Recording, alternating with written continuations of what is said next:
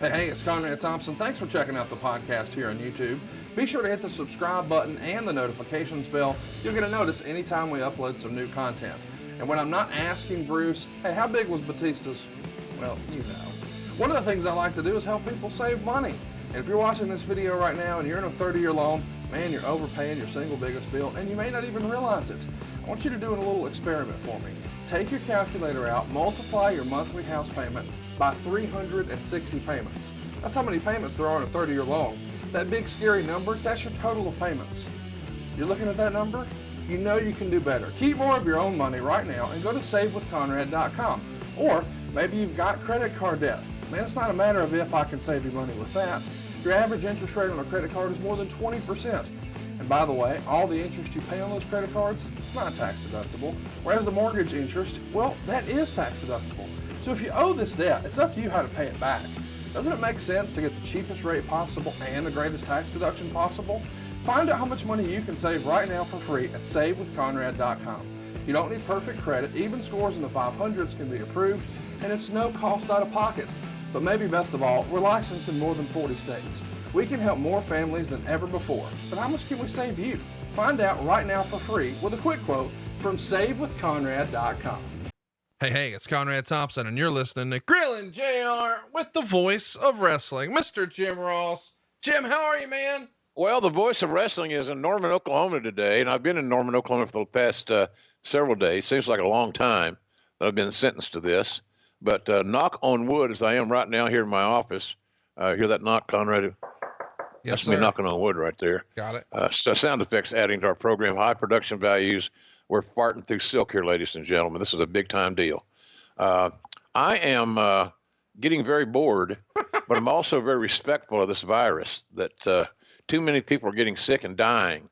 And because I'm in the quote-unquote high-risk group because of my age, AEW being a little bit careful with me, which I appreciate. So, you know, it's a change in our lives, man. I can't imagine how a lot of other people are reacting.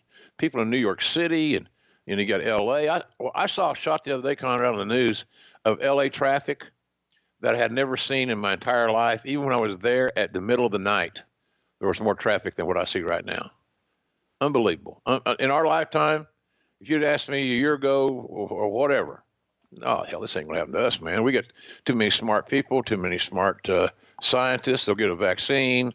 You know, they won't kayfabe us on the vaccine like they kayfabe us on a lot of medicines. So it's been tough, man. I hit my grocery store about every other day.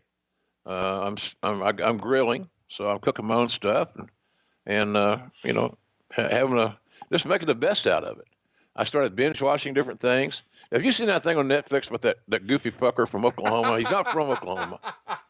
We're talking about Joe Exotic, of course, Tiger King. It swept the internet last weekend. People absolutely loved it. Maybe it was the weekend before. I don't know. It's been out for a couple weeks now and people have lost their minds about this. And I could not wait to click record to you and talk about your fellow Oklahomian. God, please. That'd be like saying that the greatest Alabaman is, what's that, the little governor's name a long time ago? Oh, come on now. That's not fair. That's what I'm saying. It's not fair. What was his name? I'm not even going to tell you about Mr. Wallace. Oh, George. Yeah. I grew up with George Wallace, the African-American comedian who's funnier than hell, but this guy he's not a good representation of Alabama. No. And neither is Joe Exotic. He reminded me of a very poor, but thinks he's great indie wrestler. Well, the hair, the guns, the big belt buckles, all the attire. You know, he was always dressed for show. He had more gimmicks than DDP in 1994. Oh my God, Conrad. He looks like serious business. He is the missing member of a 6-man tag between Michael Hayes and DDP. Boy, that'd draw some cash, wouldn't it? They'd be fighting over mic time. Okay, we were going to give you guys 2 minutes, but because there's 3 of you and you can't stop talking, you just do the hour talking. So this guy's. So I watched that. You know, I've been on this crime scene, or what's it called? CSI. NCIS. SVU. Oh, there you go. I'm an SVU guy because I like Mariska Hargitay pretty much. Boy, me, her, and a blue chew would be danger. Danger. I was thinking maybe, we should sort of hit the reset button on Netflix and what folks who watch that special or that series think of Oklahoma. And instead of having Tiger King, we could have, like Cooter King for you. Yeah. Right. The Jim Ross story. Mm-hmm. Mm-hmm. Well, I mean, you're, doing your own sort of cougar training there, or what? I do a lot of recruiting. Cougar King. That's it. A lot of recruiting. Some are cougars, some are not, have not attained cougar status. But here's the deal about that. People think JR is crazy. Look, we embellish a lot here. Come on, we're having fun. Sure. But the other issue, Conrad, is I say this a lot that over the years, and tomorrows aren't guaranteed here in this world. So if I can bring a little joy to my life, and without hurting anybody, without breaking any laws, in the privacy of my own home, what the hell? Why not? Why not? I'm an empty nester. Here I am. So I'm not doing it out of all of a sudden JR's become this pervert. No, I'm a normal man that is alone, and I enjoy the company of ladies. So shame on my ass. And I know that's going to derail my goddamn push, Conrad. My push is over because I like the ladies. I am so damn sorry. I fall on my sword, ladies and gents. Well, I don't want to talk about your sword anymore. Let's talk about WrestleMania 2000. Of course, this is WrestleMania 16, but it was marketed as WrestleMania 2000. It went down 20 years ago, April 2nd at the Pond in Anaheim. So today is the exact 20-year anniversary of this show. This is the same building that held WrestleMania 12 in 1996. Of course, that one was headlined by Shawn Michaels and Bret Hart in the Iron Man match. This one draws 18,034 fans. 16,716 were paying customers. There's a live gate here of 1.347 million and has a 2.08 buy rate. The merchandise figure is 277 grand, which is believed to be an all-time United States record of $19.98 per head, which broke the WrestleMania 14 record of $17.41. So really remarkable business indicators here that you've got a gate of just 16,700 fans for 1.3 million. Well, unbelievable. But the thing that I really gravitate to in this breakdown, two things, I guess.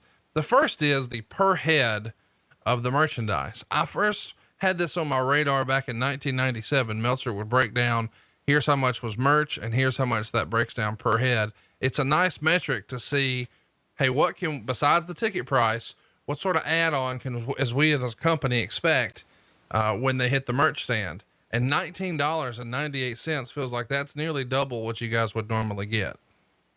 It's a lot of money. And what it means, folks, is that, everybody that came through the turnstiles spent almost, $20 each on merch. Everybody. That was the average. So, it was successful. I mean, was the event an artistic success? We'll talk about that. But was it a financial success? Without a doubt, obviously. Yeah, it's amazing to see what's possible here. The company has really never been hotter. You're still not running giant stadiums yet, but that can't be far away. We know what's coming the next year in Houston for WrestleMania 17. Let's talk a little bit about the attendance. This has always been something that's been hotly debated, especially by guys like Bruce Pritchard and Dave Meltzer. Meltzer would report here that there's 18,034 fans here. As we said, 16,716 paying, but what's announced on TV is more than both of those. It's 19,776. And I think this became a little bit of who's on first over the years. I've been led to believe that what the WWE would announce, the 19,776, is the number of total persons in the building, which would have included the cast and crew of WWE, plus building staff, plus security, et cetera, et cetera. Is that the way you understood it? I think that's the way I get it. I believe, Meltzer's numbers were always, as I understand, based on, athletic commission, data. Right. Here's what we're paying tax on. Sure. And knowing how McMahon is a stickler on dealing fairly with the government, in regard to his taxes and the money and all that stuff. He taught me some good lessons in that regard for my life. that he ain't going to screw with the government and he's not going to screw around on not paying the taxes. So I would lend to believe that the 18,034 paid, or in attendance rather, is more accurate than the 19 and change. But either way, you're talking nickels and dimes. A few people here, a few people there, but I do think that the WWE number includes everybody that's in the building. Let's keep it moving. Let's talk a little bit about where we are creatively. You mentioned earlier, we're coming off of No Way Out, which is where Triple H would defeat Mick Foley in the Hell in a Cell match. And because of the stipulations, he has to retire. Of course, we know that retirement's not going to last long, but we'll get to that soon enough. This isn't the most memorable or the most talked about WrestleMania in history, but 2000 was really a banner year for the company. A lot of memorable things happen, but this WrestleMania doesn't really rank among them as far as the most memorable moments from 2000. Why do you think that is? Why is this such a forgettable WrestleMania show if it's such a banner year for the company? Much like WrestleMania this year, in my view, as a fan, there's no singular focus. The WrestleMania 2000 card was booked more like an ensemble cast without any singular stars whose name would go above the title of the event, so to speak. I think it had everything to do with the booking. It was an all-star card. I mean, you go back and look at this card, as we'll talk about, and look at the Hall of Famers, the guys that made millions of dollars, that became very, very successful. It was dotted with big-time talent, and I was very proud of that roster, quite frankly. But the issue is that the plays that were called, like a great football team, like the Oklahoma Sooners, or maybe even the Alabama Crimson Tide, Roll Tide, is the fact that we didn't call the right plays. Your main event had a heel winning, and you had 4 men in the match. You had triple threats. You had tags. You had three-way ladders and chairs, and oh my. It was hard to get a singular focus like the next year. You mentioned the next year, WrestleMania 17 in Houston. Massive crowd. All-time, one of my all-time favorite days of my entire career. But it had Rock and Austin. It had a singular focus on top. And those are infinitely easier to promote.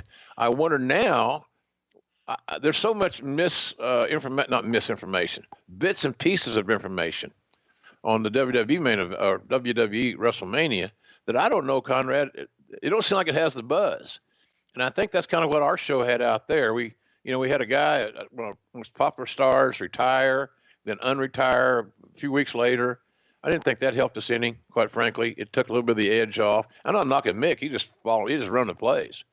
But I think the card was the booking was the main thing in a nutshell that why that card did not deliver. It was just a hodgepodge, a collective booking, ensemble cast. I'm not a big ensemble cast guy. I'm not a big guy for the WrestleMania main event to end with a heel win. Just me, old school. I get it. But a lot of fundamental things I think were done. Fundamental things were done wrong in that show, but it was led by creative. Let's talk about where the business is. We've talked a lot about business on this show, but let's do like a year by year comparison. In February of 99, your average attendance is 14,082 fans. We're actually down 15.9% to 11,842 fans by February of 2000. You know why that is, right? Austin's hurt. Undertaker's hurt. Some of the major attractions were not available for the live events. It affected ticket sales. And the impact that Stone Cold had on WWE, WWF, whatever, was certainly significant. We know that. But when you go look at these numbers, you see that, Austin's unavailability to be on these cards and to be involved deeply in the storylines like he was as a catalyst was a major impact. It's really interesting to take a look at the glaring omissions of Undertaker and Stone Cold on the way to this show. But this WrestleMania is going to have the debuts of Edge, Christian, Eddie Guerrero, Jeff Hardy, Kurt Angle, Chris Jericho, and Chris Benoit. Just an all-star crew here. Now, Conrad, let me ask this question. What blithering goddamn idiot with a Southern accent and can't smile signed those bastards? That's a pretty good little addition to the pretty good debut there. It was a new era. And like I said, I'm bullshitting, but Monsoon would say, "Don't break your arm patting yourself on the back." I do that all the time. So, sorry, but the WrestleMania we're talking about here, 16, 2000, to me was more significant for the guys that debuted and made their first foray into the big show and at the big dance than anything on the card, because nothing. I didn't think a lot of things that I expected to be bad were bad, but nothing was horrible. It just wasn't great. There was not a breakthrough. Goddamn, man, you got to watch this one. Except maybe the ladder match with the Edge and Christian and Dudley's and the Hardys. That was a show stealer. Let's keep it going with our comparison. So even though we tell you that attendance is down 15.9%, because the product's gotten so hot, the company can charge more for tickets. So even though there's less fans in the crowd, in fact, 16% less, the money's up 6.3%. Your average gate in February 99 is 302 grand. Here in February of 2000 is 321 grand.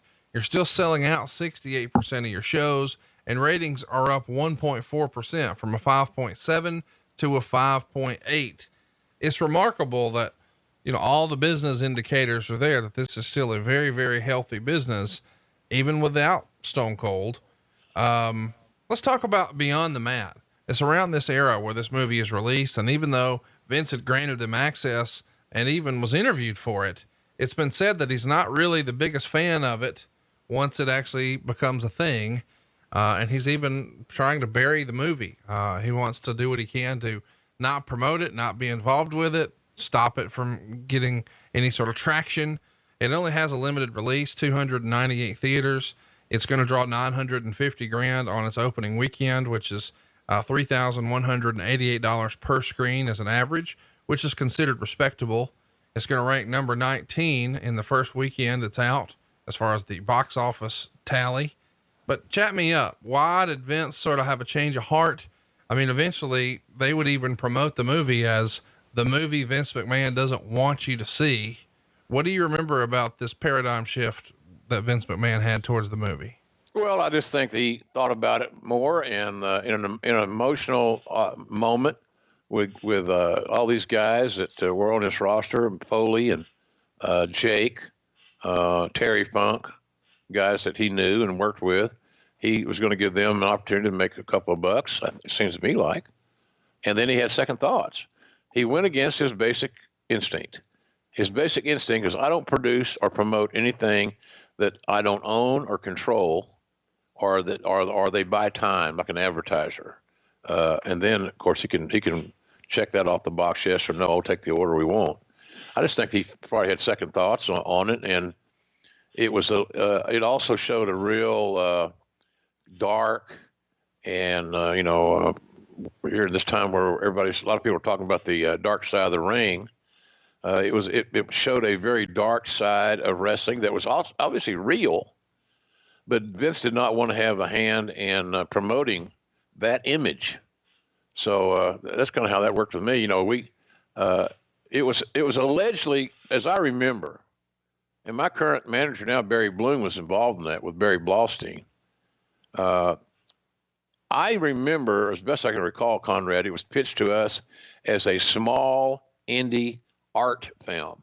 So it would be something that would be play these small movie theaters, get limited release. It was a kind of a passion project, but all of a sudden it became, it made money, and none of us got any money for the time that we spent in it. I spent hours on that movie, lining up talent, interviewing, being a liaison of sorts, among others, or others of us doing the same, basically trying to cooperate. And we didn't get shit, nothing, not the offer. Hey, what can we pay you for this? What can we pay you for your time? Hey, we want to give you $1,000 to go out and have a nice dinner or whatever. Nothing. So I think that was part of the issue with me, but I think Vince just probably had second thoughts once he saw the grittiness and the coarseness of it, that it was maybe not something that he wanted to promote, because him promoting it on our air would be the same as him endorsing it, obviously. Now, the movie people, Blaustein and Bloom, would love that because they'd have made even more money that we would not have got a share of. But that's kind of where I think about it on that deal. I watched it years ago. It's not my favorite film. I was uncomfortable with it. I don't know what that means to the listeners. Didn't like seeing those guys in these positions. So now in today's world, like I mentioned earlier, the Dark Side of the Ring, it would just be another documentary. But it's worth watching. If you haven't seen Beyond the Mat, you should watch if you're a wrestling fan, just for your education, for the history lesson. But today's marketplace, Conrad, hell, it's not that outrageous. Then it was. Yeah, it's interesting to see that. I mean, they even reject. Apparently, there was a contract in place to promote the movie inside WWE programming, and then, of course, WWE rejects that and says, "No, we've decided against it, and we're allowed to." And Ron Howard, who the Imagine Entertainment promotion that funded the movie, said he felt like McMahon had a couple of different motives here, but one of the ones that stood out to me was he believed McMahon objected to the way wrestlers were presented as real people as opposed to cartoon characters.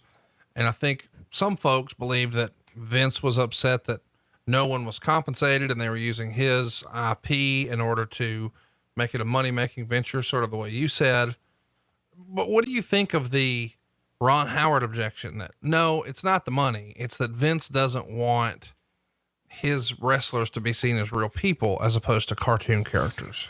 Well, he didn't want he didn't want our wrestlers to be seen as, everybody's not like those guys that were featured. Everybody didn't have CTE issues or other ailments or drug and alcohol issues, et cetera, et cetera, et cetera. And that's kind of what you got. Well, this is behind the look of 3 pro wrestlers. You can't say random because you picked them out. And you knew they had some baggage and some issues to travel with them.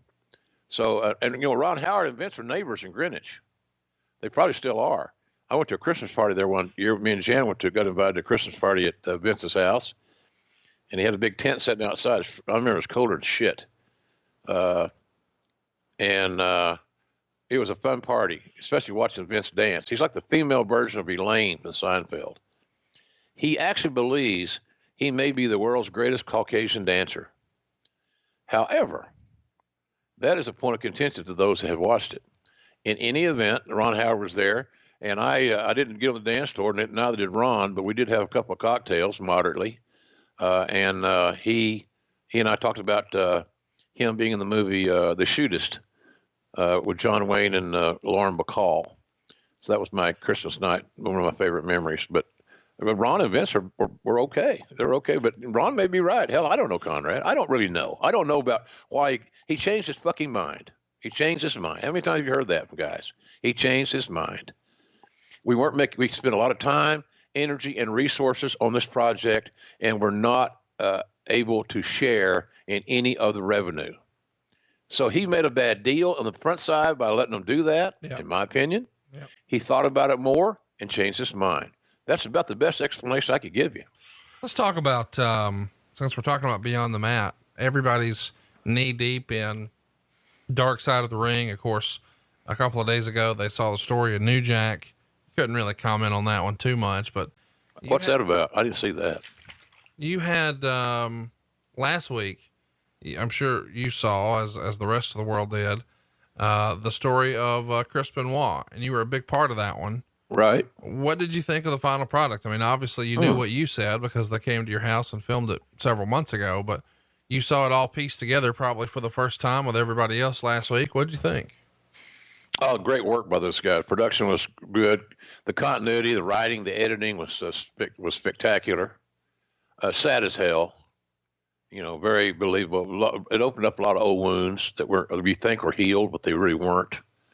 I was very close to Chris, and the hardest, tightest hug I ever received in my life was from Chris Benoit, and he hurt his neck. We were in Atlanta doing TV. He was hurt. He was out. So we finally got the diagnosis and specialists and all these things to see him. And so we had 2 options. We could go, I can't remember. I think the front of the neck, he'd be out a year. And if they went through the backside, he'd be out like half that long. But the second surgery was more temporary. It was a Band-Aid. And the way he worked, you can't Band-Aid that up. So I made the decision that we'd do the surgery with a year out. And he was very worried about that because he was assuming he would not be paid. And I think much to the WWE's credit, he got his check every week, all while he was out. Even though you say, well, he got hurt in the ring. What ring? Whose ring? What year? What decade? But it didn't matter. We felt like it was the right thing to do. It was the right thing to do, and we got him fixed. And I said, I'm gonna make the decision. He couldn't make the decision. I said, okay, I'm gonna make the decision for us. I told him the year. He got a look on his face like, oh shit, I can't live a year without pay.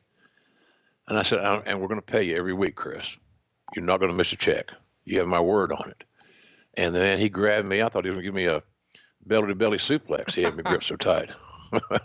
And I remember, and the last time. And every time I've gone back to that arena in Atlanta, I remember exactly where we were standing and when that happened. So it was I just thought it was very well done. It's a compelling story, compelling as hell, no doubt. But when it happens to people that you know so well, I remember at WrestleMania 18, Shannon and I had dinner with Chris and Nancy. And we were friends. I mean, Jan and Nancy got along great. They really did. They got along so good. And then Chris liked the normality of things. And he liked being away from wrestling when he could.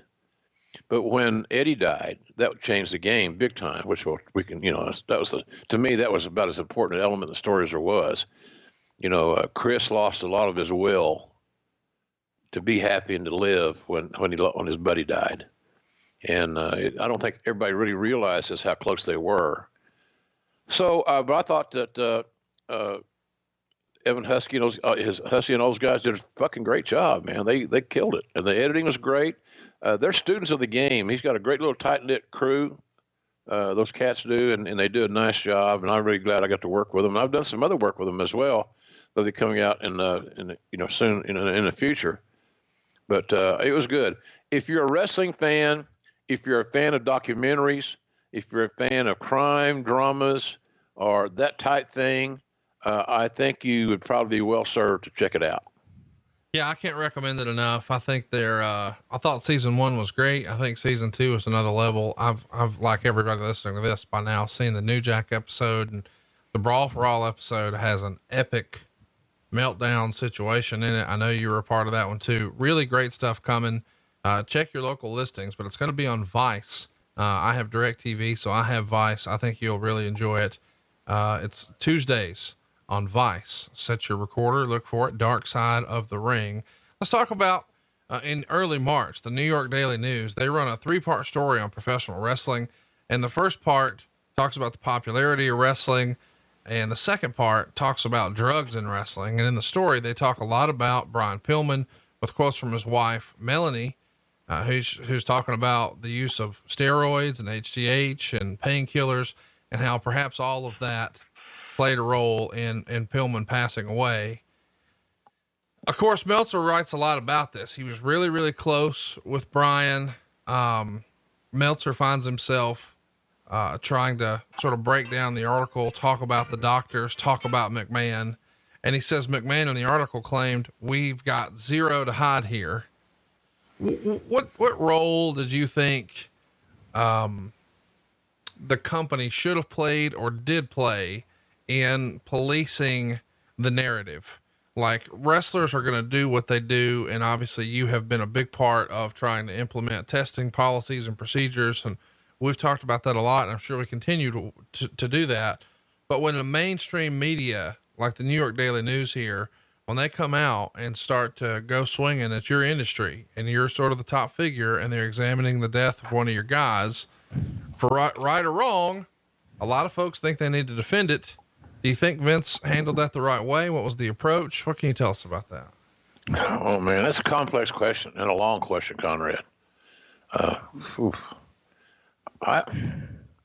don't know even how to approach that question, to be honest with you. He was protective of the business, or tried to be. and certainly his own business, which he should be. The fact about Vince is so goddamn, here's the deal. And I can tell in your tone, your questions, and I know you're representing the audience as am I trying to do. But the issue is that, Vince is not always a bad guy. Oh, no, let me be clear. I think, and I say this from the perspective of a business owner, when someone says something like this, yes, we want to have some compassion and sympathy for those who have left us, but we've also got to fight for those who are still here. Because realistically, even in this era, in 2000, if Vince folded up shop and said, you know what, that's enough wrestling, I think I'm done, Vince is set for life. But there are thousands of employees who feed their kids and have access to insurance, and this is their livelihood. And so when someone comes out and has allegations or makes claims or whatever, you feel an obligation to dig your heels in and fight for your cast and crew and your staff and the folks that you employ. Right. But it's a fine line, because on the one hand, if we're discussing something like drug testing, it's a matter of, are we not standing up for them when we're defending it, or because in regards to the person who's passed away, or are we doing the right thing for the greater good for those who are still here by defending it? You got to defend your company. You got to defend your business, in my view, within reason. As long as you're honest and upfront, you're right about the others that you got to look out for the others that are still there. But in regard to this, look, the material that was mined and produced and created and featured was negative as shit and Beyond the Mat. Yeah. It was a smear. And those guys like Barry Blaustein always proclaimed he was a lifelong, loyal, loving wrestling fan. But the movie had very little balance in my estimation. My opinion, that's all. As a viewer and as a wrestling fan, and as someone who has probably made more money in wrestling than Barry Blaustein. So, shit, man. I just thought it was very one-sided. It was the same old thing. And look, it's kind of like that Joe Exotic deal we're talking about. I watched the damn thing with these idiots, the goddamn, you can only imagine what was going on down there in that place. Good God Almighty!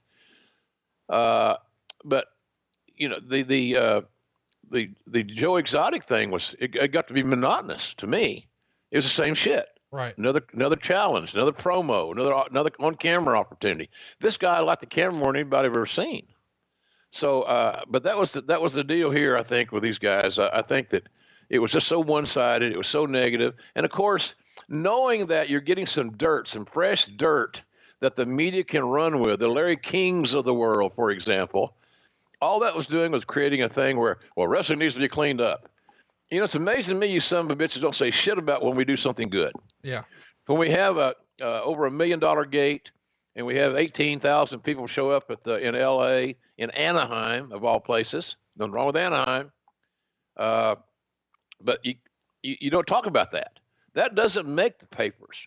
That doesn't make the USA Today. But a review on this movie and telling that is it time for a cleanup? Are you shitting me? Is it time to clean up vaudeville? Is it time to clean up Broadway? I don't know. Is it time to clean up the movie business?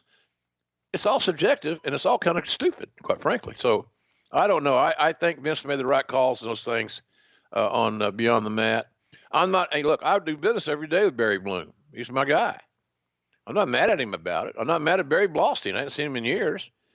But the fact that a lot of us had a lot of skin and time and effort and got nothing for it, isn't right. It's not good business. Well, so you're saying, I think you're trying to draw it all together here, that perhaps the interest in the Beyond the Mat movie spurred the New York Daily News to do their own sort of expose and story. Because once it feels like, there's maybe an issue, maybe everybody wants to get their fair share of clicks or downloads or sell the right number of newspapers, right? Exactly. And you got Ron Howard involved, very respected, as he should be, a genius. has a wonderful reputation in our country, around the world, and especially in the entertainment world. And so all of a sudden now he's a player in this deal. So that's why you saw some talk shows about it, and guys want to go on and talk about the situation, as if, there's just so much hypocrisy when talents go on some of those shows. They're going to do all these tell-alls and all this other bullshit. And I would suggest to you, Conrad, that well over probably 90% of their own problems they cause themselves. Nobody made somebody do stupid things like that. Drugs, alcohol, abuse, excess. Nobody made you do it. But it's good to fade the heat, as they say in wrestling, and let somebody else take the fall. And that's kind of what I saw in some of these panel shows, all about, and that came back to Vince. God damn, McMahon must be a tyrant. He must have no conscience. He must not have any feelings. So that's how I looked at it. I thought it was a shit show, quite frankly. I'll stand by my guns. If you haven't seen it, try to check it out. Maybe I'm overreacting. Because JR had a very passionate point that day on his podcast with Conrad, and they were going crazy, but JR was. But I don't think it was that bad, or I see exactly what he was saying. Let's talk a little bit about a name that we haven't talked a lot about in wrestling. The Indianapolis physician, Dr. Joel Hackett, who was a friend of Brian Pillman's and obviously prescribed him probably far too many pills. Same thing with Louis Spicoli, Ahmed Johnson, lots of other guys, Del Wilkes. This became sort of a more modern day Zahorian, I guess. Mm-hmm. Zahorian is a name that most wrestling fans are familiar with. Was Hackett on your radar at any point? It's written in the Observer that even though the company had banned him from attending events, a lot of the boys would still get him comp tickets to come to the shows because he was helping them in other ways. Well, we shut that down. So the boys, it wasn't all the boys. It was three or four guys, Conrad. It wasn't the boys. Right. It was the fucking roster. Okay. It was a few guys that had drug problems and they died. That was their penalty for fucking being ignorant. They died. They abused drugs and they fucking died because they didn't have enough goddamn sense to get off of it. And there's always this excuse. Oh, I'm hurt. I'm working every day. I'm on the road 300 days here. Then fucking take some time off. Oh, you can't do that because you lose your spot. If you lose your spot, you get no push. It's a self-fulfilling prophecy with some of these guys, man. There's always an excuse for an issue that is not their fault. They were only trying to make a living and quote unquote feed my family. I want to feed my family. Feeding your family, you shouldn't need a parade because you want to feed your family. It's our obligation as human beings to take care of our loved ones. Simple as that. That's why you should stay home during this goddamn virus. Do you think I like staying home by myself? Hell no. I could do a podcast every day if you wanted to because I got plenty of time. So I don't like some of those excuses over the years just got worn thin, and they're not even creative anymore. They're the same ones that have been repurposed. So a young wrestler hears this one about this guy. Oh, I'm going to use that one. It's crazy. So, I think that the whole thing was it started a downward spiral of bad publicity, and we didn't need it and didn't want it. A lot of us are working our ass off, Conrad. Really, I mean, tell him, man. And to see. Don't have to learn it. Vince told me one time, JR, in this job, in this world, this business, in WWE, you got to learn you got to acquire the taste of shit. Because in this job and in our level, we are going to be compelled to eat a lot of shit. You're never going to like it. I'm not asking you to like it. I'm not asking you to even want to do it more. But you got to develop a little taste for it because you're going to be tasting it more often than you choose to. I love that analogy. Let's keep it going. Let's talk about where the company is at the end of the quarter. So January 28th, the WWF had $243 million in cash assets. $172 million of that came from their IPO. Another $71 million came in accrued profits. Since the company has been in operation. And, the biggest reason that we see an uptick in gross revenue from 65 million in 1999 to 98 million here as we head into 2000 is we've had a $12.1 million increase in television advertising revenue. Of course, that's because we've just launched SmackDown. We've also added a $5.8 million bonus in live event grosses. A lot of that is because they increased ticket prices by 20%, which we've recently covered up a minute ago. So now your average ticket price, this is worth mentioning, is $28. There's also a huge increase in licensed merchandise. We go from 18.9 million this time last year to 32.5 million. That's how hot the company is. They've also tripled their online revenue. Obviously this is the early days of sort of e-commerce, but now there is a lot more of that coming in than ever before. The pre-tax profit for this last quarter is $25,857,000. After taxes, that's going to be $15,721,000 in net profit, which is 23 cents per share. The estimates were only 18 cents a share. So that means that stock price is going to start ticking up again. You've been in the wrestling business at this point for decades, Jim. There's never been a company this hot creating this much money ever in this space, right? No, we were doing things that weren't heard of. We were doing things that led investors, that led the Wall Street to realize that this is not just grunt and groan. It's not a grunt and groan business.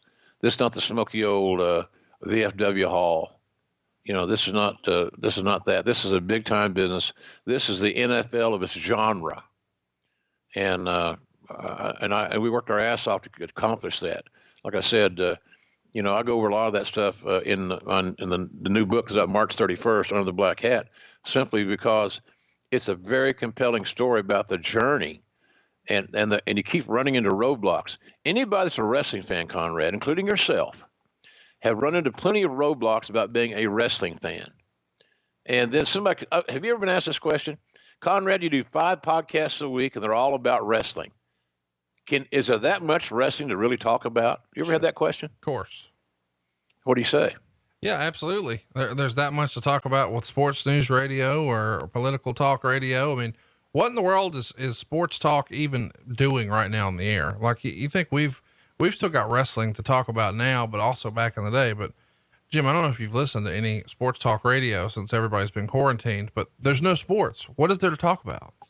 I tried to listen the other day to Stephen A. Smith and Max Kellerman with some young lady, Joy Taylor maybe, and they shit all over her because they kept talking and talking over each other and louder and louder. And then they smile like they're in the 9th grade, like they just got one over on the teacher.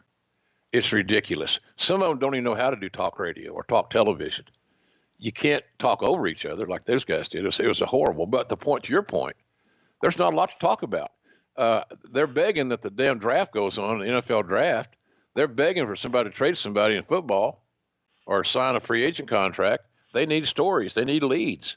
So, and maybe that's what will get WWE some extra publicity, because Rob Gronkowski, who's going to be quote unquote host of, he needs to work on his entrance. That entrance when he got introduced on SmackDown the other day was a little carny-ish. It was a little eye-rolling, like I ain't going to watch this shit type thing. Somebody needs to help him. Don't let him produce himself. But nonetheless, I can guarantee you the talking heads in sports will pick up on Gronk doing something at WrestleMania, which is exactly what the WWE needs and wants: positive publicity from an outgoing, very charismatic character that's loved by a lot of people. Now he's not playing for the Pats; he's out there independently. He's a likable guy, and you can bet your ass. What's the over/under on how many spears he'll deliver at WrestleMania? That's the only thing he can do that he might not hurt himself on, is delivering a spear. The over/under on Gronk spears could be an interesting bet. And Vegas needs some. And Vegas, I started saying they needed some propositions, but hell, they're closed too. Yeah, everybody's closed. And you talked a little bit about the media. Let's talk about how the Calgary Sun is reporting that the British Bulldog is in rehab. and that the company is paying $75,000 for it. Brett would be very critical of this because this is something normally that's played close to the vest when one of the talent go to rehab. And Brett says, hey, he's only doing this because it's good PR. I would be curious to see if he would ever actually try to help a wrestler, if there was no PR spin to it. So Brett was critical and bitter in this era. Let's talk about Davey Boy. We know that ultimately he would pass away way, way too soon. He did leave a legacy with his son, who's been tearing it up in the more recent years. He's in rehab here, according to Dave Meltzer, for excessive use of painkillers, sleeping pills, morphine, and muscle relaxers. It feels like he was in a bad way here, to the point that apparently the company said, you've got to go to rehab or we've got to let you go. I assume that's you that has this call. I was involved in it. Yeah. Vince did a nice job of, Davey was one of the incumbents. Davey had been around for a long time, longer than myself. I got the WWE in 93. But I was involved in that situation. Davey was, Davey was a very talented guy in the ring. We all know that he's a Hall of Fame guy, et cetera, et cetera. I thought he and the British Bulldog team, were phenomenal. He and Dynamite Kid, Tommy Billington. I don't understand why Tommy Billington's not in the Hall of Fame. Why the Bulldogs aren't in the Hall of Fame together. That's where the greatest claim to fame was.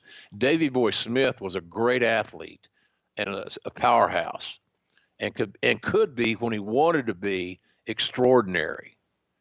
But I always believed that Davey's claim to fame came as a member of the British Bulldogs. They're one of my favorite teams. I think both those guys should have gone to the Hall of Fame, but nonetheless, that's another story for another time. Maybe someday we should do a Hall of Fame show. Yeah. But anyway, Davey had issues. And here's the thing. Davey got a lot of chances. And I used Davey as an example one time to Vince about the roster. I said, it's admirable that you're trying to help Davey because you like him. He's a mischievous, fun-loving, entertaining by and large to be around. But we can't continue to quote unquote repackage the Bulldog. And Vince pondered that a while and he thought about, well, you're right. I said, I totally agree with trying to help the guy. Helping him get away from the drug issues and that monkey on his back is a lot more important than him getting back in the ring for us. Saving his life would be a lot bigger deal to me than who he's going to be booked with next week on TV. And that's kind of like this virus shit. The games are not important right now. I mean, when they cancel the Olympics, can you imagine the billions of dollars that's costing the global economy for no Olympic Games? It's haunting. It's life-changing for a lot of ways. So that's why I say the dominoes are going to continue to fall economically in this crisis. And that's why we've all got to be smart, stay in, and don't try to contract it with anybody. Don't get around a lot of people. I did make an exception last night, but that's another story, and I think everything's cool.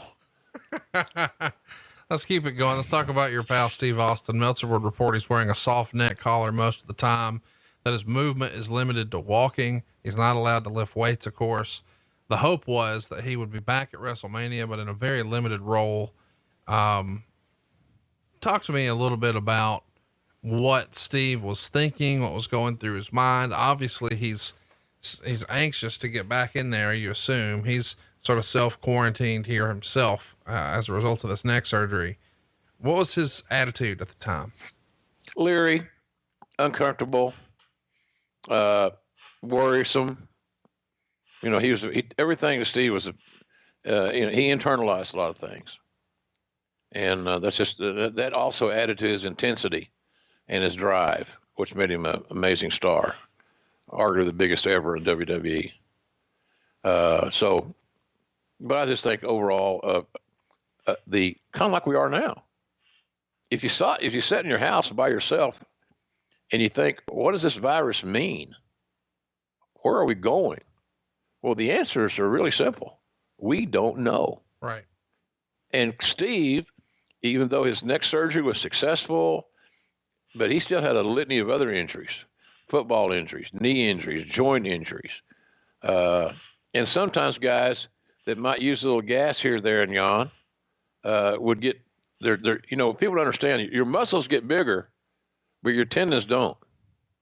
That's why there's all these quad tears and bicep tears and tricep tears, pecs, and all that stuff. Your tendons don't get stronger. They stay the same. It's what you're born with, your DNA. And so I just think that when you're in a high level, a junior college football player, a Division I football player, and a weightlifter, lifting heavy, then wrestling, taking bumps, hitting on your hips, your joints, your knees, it's a matter of time. It's not, well, you think I could have some lingering injuries? Well, yeah, you dumbass, you're going to have lingering injuries. This ain't, they get lingering injuries if you're on tennis. There may be bowlers out there that got lingering injuries. Hell, I don't know.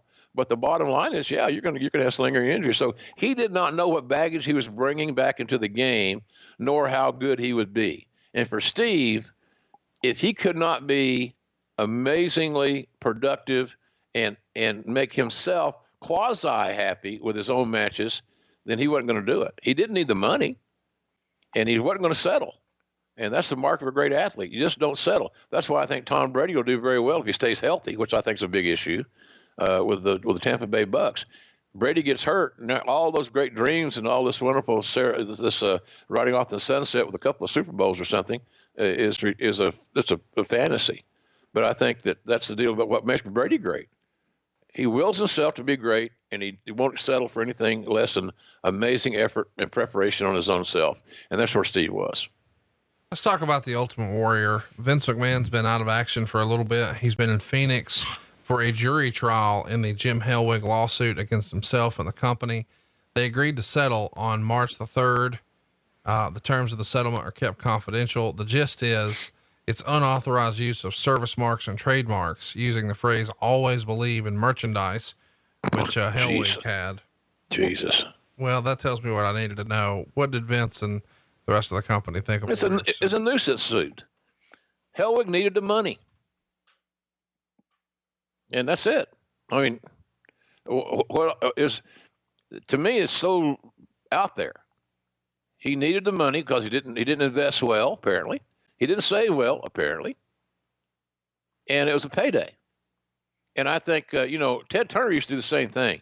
Turner got sued by all kinds of people over the years. And he rarely heard about it because he settled.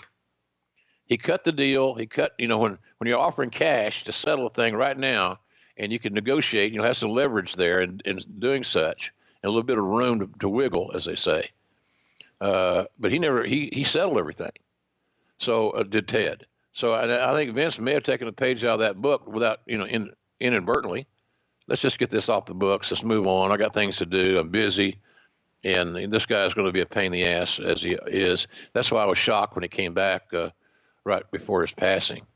Again, I said this before on the show. I'm not a big fan of the Ultimate Warrior. Never was. Never will be. Think he has a beautiful family, and I wish him nothing but the best. God bless them. To have to live with him and his craziness and his idiosyncrasies and now be alone, tough. It's a goddamn tough hand to be dealt.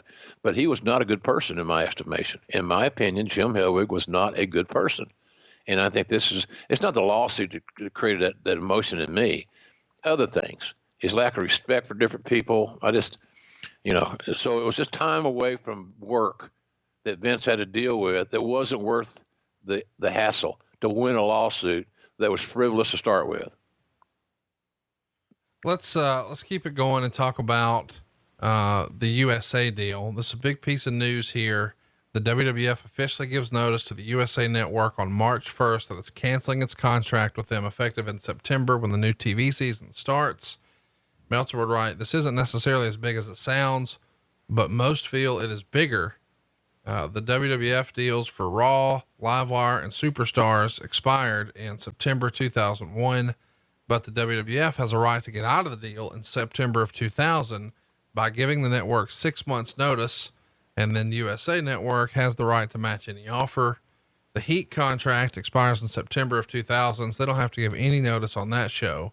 The gist is it allows them to officially begin shopping the cable package, and it appears that CBS Viacom is willing to make a big move here. We know how this winds up. it winds up with Raw going to TNN in 2000. Paul Heyman, in a notable promo, says that TNN gave Vince $100 million for it. Were you shocked that you guys eventually would leave USA, or that Vince would entertain it? It feels like USA has been here for the company from the very beginning. Yeah, I was surprised. Remember, Conrad, when they tell you it's not about the money, It's about it's the money. all about the money, right? Right. All about the money. So, and the offer, I don't know if it was $100 million or not. You know, I love Paul Heyman. He's one of the brightest guys I've ever known in my life in any area, but he has been known to embellish from time to time and create narratives that may not exactly be accurate. But he may be right on this one. But it was a lot of money. It was a lot of money, and it was a difference making money. So it was all about the cash, but I was surprised about the move. I think the Viacom name had a whole lot more to do with it than Spike. Spike was still trying to find their foothold and find their audience, get the audience, that target demographic of 18 to 49 males, to find them. And I think that the WWE on their network was a great way to lead that defiant young male audience over to Spike. But the fact was that Spike was under the umbrella of the Viacom was a big thing, because that led you to CBS at some point in time. And I think that we could all realize the potential, I stress, that CBS could do something similar to what NBC did on Saturday Night's Main Event. So you had that big network monster in CBS network that may be able to do something with you at some point in time. And then they're offering you all this money, and you're not going to be preempted for the Dogg show or any of that bullshit. I think that was another issue, the fact that, you know, that Spike was going to make sure that we were on every Monday night at the same time, same place. And that was important to Vince, because one of his pet peeves was always when we got preempted for the Dogg show. Yeah. It was always, and it was a pain in the ass. You're doing episodic television and you miss a week. You know, our fans are raising hell. And it's like the fans now that when they're watching their soap operas and they get preempted for a news deal on the virus or whatever, people get pissed off. They're sensitive about their programming and their routine. So I just think the money was the issue, and the fact that it got us a step closer to holding hands with Viacom a little bit more. Let's talk about the restaurant in Times Square. Meltzer would report the WWF Times Square restaurant is expected to turn into a late night, early morning nightclub on Thursday, Friday, and Saturday nights. It was pretty obvious to anyone who's been at the club of late. It was designed for this, but the club format is expected to debut within the next month. He would write that the place is usually packed on Mondays and Thursdays with people who are wanting to watch the TV show. He thinks the company already knew they had a built-in audience there, but that there are other times it's pretty weak. The merchandise store next door is booming. It's going to do 10 million in sales in its first year, but nobody's really coming to this thing late night and the other hours. So they want to turn it into a nightclub because the rent is so astronomical. And the mayor, Rudy Giuliani, has come out against this because the plan was for the WWF to open it up to 18-year-olds. So obviously that is a precarious spot. The legal drinking age here in America at the time was 21 years, still is. But if you open it up to 18, they could come in and maybe they, mark their hands or something like that, so the bartenders know not to serve them. But it does open yourself up to some potential liability. And apparently Giuliani even warned the WWF that they're going to monitor them. And if the first sign of bad behavior, quote, we're going to bust you from A to Z and back again. This is a guy that's had that ridiculous comb over that started right about a half an inch above his ear, that if it had blown off the other way to put somebody's eyes out, number one. Number two, he had this propensity for cross-dressing, I hear. Saw some pictures of it. And he's the leader. He's got connections. I mean, he's, my late wife, God bless her, being Italian, she gets it. He had a vowel ending his name. He had connections. And so, but he liked to exercise his muscle. Maybe somebody got that. Maybe somebody else had plans for that venue. The thing about the restaurant that I thought it had a lot of potential and a decent idea. But anytime knowing from losing money and going out of business in a restaurant, I can tell you that the key to running a restaurant is who's in the house, who's in the front of the house managing, and who do you have in the back of the house cooking. It's two things, and you got to have both in place. And I thought the food there at the restaurant was excellent, but the guy that got busted for embezzling money, that was the leader over there. The guy that was leading your army in this massive investment was a crook. So you're dead in the water from the get-go. Let's talk about something else that's dead in the water. WCW.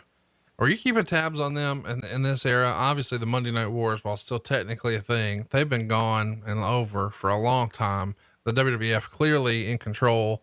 WCW's business is down every single month. I think Tony has called it a coffin on roller skates. In April, Eric Bischoff and Vince Russo are put in charge of WCW. Did you think that had any chance of working? At this point, you hadn't spent very much time working with Eric, very briefly in WCW, but you'd been around Russo. How did you think that pairing would work? I was curious to see how it was going to work because both two very strong personalities, and I didn't know who had the last word. I never really followed the minute by minute activity of Nitro. I would watch it if the replay was on in my hotel when we got back from doing Live Raw. If we weren't going on to the next town to do SmackDown the next day, or going back to Stanford to work the next day in the office, I would catch it on the replay. But then you're going to fall asleep because it starts at midnight or wherever it was, and over at 2 a.m. We had guys on the crew that certainly watched it. I watched all of it every week. I wasn't one of those guys. I was tired. I had things to do.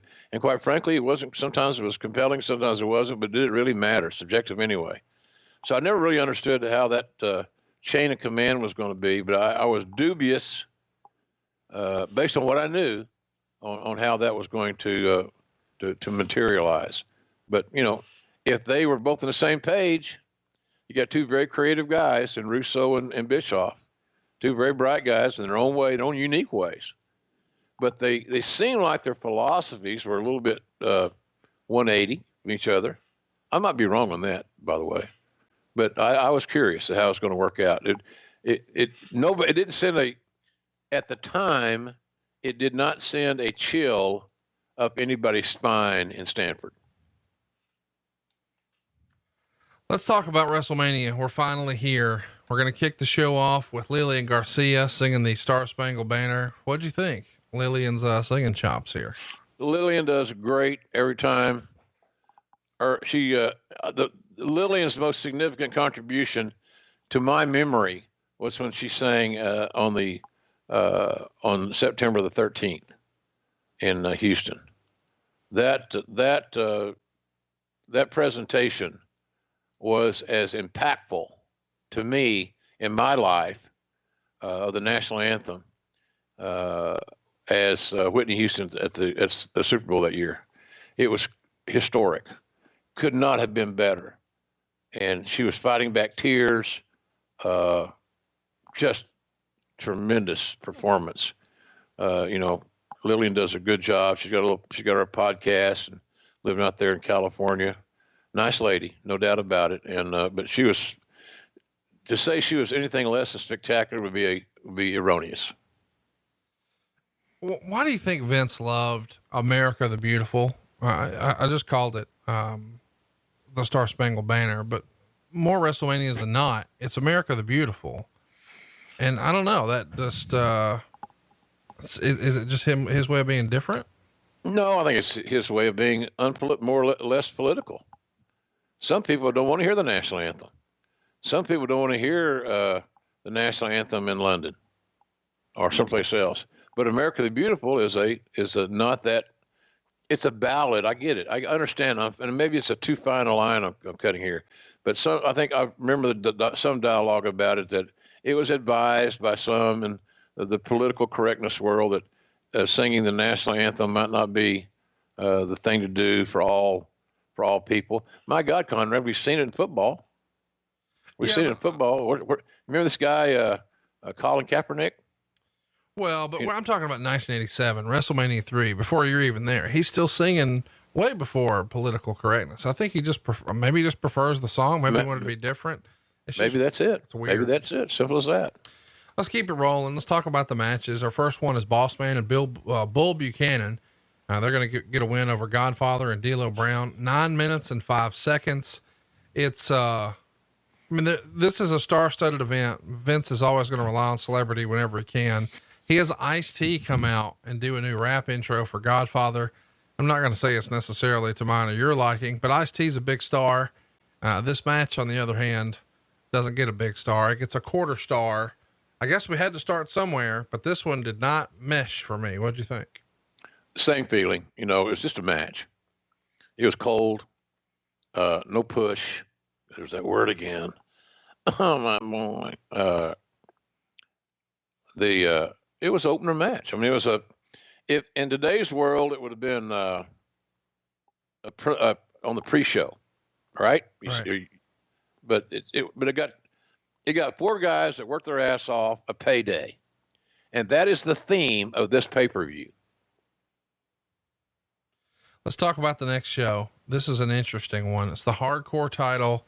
This feels like we're definitely in a time capsule. When it's all over, Bob Holly's holding it, but who knows how long he will, because inside of 15 minutes, the belt changes hands 10 times.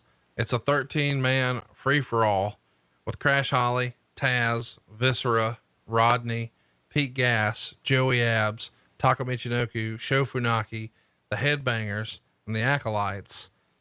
Yeah, I just don't assume this is your favorite match. It was not Dave Meltzer's. He only gave it half a star. There is some glass here. Some of the glass even gets shot into Taz's eye. He doesn't get, cut on the eyeball, but still he winds up having to have a piece, taken out after the match. What'd you think of the match? What'd you think of the hardcore title? Is this just another way to get, hey, these guys don't have anything to do. Let's throw them in the hardcore match. It's a battle royal disguised as a multiple person hardcore match. It was a cluster, to say the least. It filled some time. It meant nothing. The hardcore title meant nothing. When you have 13 or whatever you said title changes in a 15-minute period, really, you're going to take that seriously? No, you're not. It's comedy, it's levity, it's lightheartedness, and that's all that was. But it was 15 minutes of your life you can't get back. Let's talk briefly about the finish. This is something that has become a little viral in more recent years. According to Bob Holly, the referee, Mr. White, was Timmy White. Yeah, good guy. He's been counted down in his earpiece by somebody backstage, so he would know how to time the count, ensuring that he wouldn't hit the mat for the 3 count before the bell sounds. If you see the match, you know something goes awry, because Tim White holds back on counting with a full second left, and hastily improvising, a confused Howard Finkel announces that Hardcore Holly has won the match and the belt. And later, I guess it's revealed that Tim White's yelled at by all the agents, including Vince McMahon himself, for the snafu. And Bob says that White was at the mercy of the person counting him down and did exactly what he was supposed to do. What'd you think of the schmoz finish here? I felt bad for Timmy White, one of the hardest working, most loyal WWF guys that I've ever met, and all the agents. Okay, I got an idea for you agents. Go fuck yourself. How's that?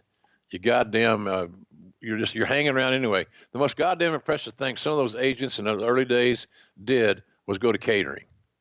Come on. You yelled Timmy White's ass. He's done everybody favors. He's driven people. He took care of Andre forever. And that's a guy, he ought to get a Medal of Honor for that. So I thought it was bullshit. Howard. Well, the winner is, I'm somewhat confused. Howard, bless his heart. So he just did everybody did with their job. Why would you have a confusing ending to a nothing happening match? Why can't someone just go over and win the game?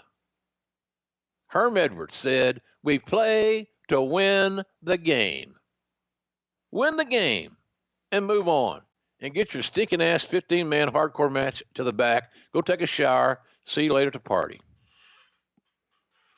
Let's talk about the next match. It's Test and Albert taking on Al Snow and Steve Blackman. Meltzer would say, no heat. This one was so bad that even Jim Ross, about 4 minutes in, started with his code words about how the teams were having a style clash and even doing the dreaded bowling shoe reference, which means dreaded.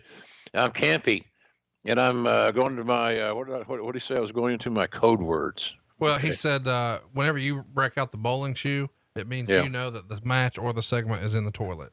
Yeah, kind of ugly. It was ugly, and the saving grace of that match was Trish Stratus. Hey, she could just stand around watching me and you bathe each other. It'd be entertaining. Nobody'd look at us. Wait a minute. That's a bad visual. That's all right. It's really clear Stratus needed to be sent to Memphis or Ohio Valley for a few months. As she's not ready for Broadway. Test would pin Blackman with an elbow off the top, and then afterwards they bring the cheese guy in, and Al Snow and Blackman beat him up to get their heat back. He writes, but in this case, yeah, get your heat back. See how important it is, Conrad? A nothing happening match. There was just a match, and we got to book it to make sure that everybody is even. We got a team that wins. Then we got the other team gets their heat back against a goof, Cheesy McCheeser, whatever his name was. TNA versus Head Cheese, -1.25 stars. Did you ever think when you first started calling wrestling that you would call a match between TNA and Head Cheese? No, that was another great example of what kind of content falls under the heading of entertainment in the sports entertainment vernacular. It was horrible. And look, Trish was brought up early because we knew she was going to be a star. And I knew she was going to be a star from the first day she walked in my office for an interview. It wasn't hard to figure out. I had good eyesight, and she was extremely articulate, very intelligent, as evidenced by her entrepreneurial abilities nowadays. But we knew she was going to be a star. But going down to OVW or whatever, not a bad idea. But it wasn't like she got ready to wrestle, but it was just at that, her role then was to get her on television, create a little buzz for her, who is this very beautiful woman from Toronto. So I don't know. I don't quite agree with Dave on that. But if she was in the match wrestling, I might have a different opinion.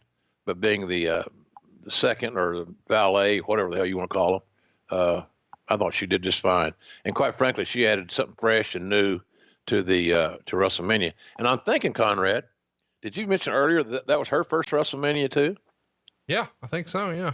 So, it's this show we're talking about right now may not have been the most artistic success that we've seen at WrestleManias. However, its place in history, because it facilitated the introduction of so many greats, is pretty impressive when you go back and look at it as we're doing right now. Let's talk about the next match. It's Edge and Christian winning the WWF Tag Team titles in a 3-way ladder match over Matt and Jeff Hardy and the Dudley Boys. They get plenty of time, 22 minutes and 29 seconds. This isn't maybe the most famous one, which happened at WrestleMania 17, but still a 4-star spectacle. Meltzer would say, although this featured every bit of the effort of the previous Christian and Edge and Hardy's ladder match, the spots seemed too set up, and it came across as a tremendous stunt show that never had the intensity of a match. The crowd didn't even want to see a match. Once they saw the ladders and tables started, fans were chanting for tables from the start. Let's talk about it.